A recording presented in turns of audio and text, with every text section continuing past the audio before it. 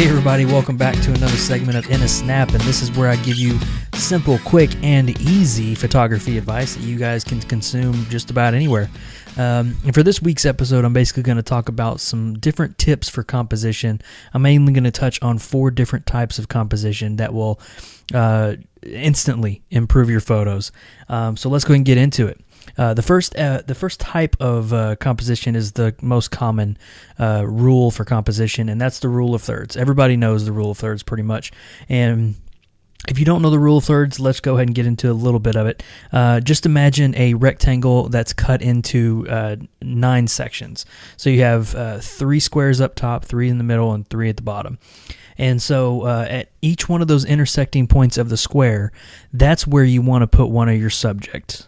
So let's say you're shooting a baseball game and you want to have a nice composition of a batter. So you place the batter in the let's say the lower right corner, so the bottom right of the frame, and you instantly have a rule of thirds, and the left half of the frame is wide open for maybe the ball coming in or something like that. But your main subject is on the right corner.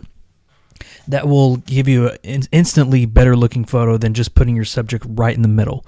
So that's the basics of rules of composition for the rule of thirds. Everybody knows that. Pretty much every photographer shoots in the rule of thirds 90% of the time. There are other composition rules that could really help your photos out, and the next one is the balancing composition. So the balancing composition is almost the same thing as the rule of thirds. However, you're putting another subject, maybe a different subject on the opposite end of the where your main interest would be. So let's say you're shooting again the baseball game. So you have your catcher, maybe your first baseman. Let's say that your first baseman, he's on first base. You take a picture of him in the bottom right again. But sliding in maybe to the left to the left is the runner coming back to the base. He is going to be on that bottom point as well. So if you can get them both on the same line, that's the balancing of composition. You're basically using the rule of thirds per your main subject. So you want your main point to be where everybody's eye goes first, and then you see why that their eye went there. So you're seeing that the baseball player is catching the ball to try to get the runner out, but he's sliding in, so he's the second main topic. So that's sort of balancing a photo out.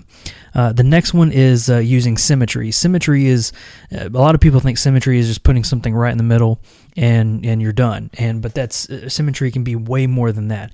It's basically making a very harmonious photo. So an example of this would be maybe you're doing some real estate photography and you're shooting a bed. So maybe one of the shots you do a head-on shot of the bed from the foot of the bed.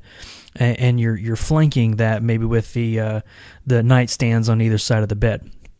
If you cut that photo right in the middle and flip it over, it's going to be the same exact image. So you want to try to have a harmonious symmetry going on in these photos. You want everything to be perfectly level, perfectly aligned, almost a mirror image of each other, and that'll be the balancing of the photo.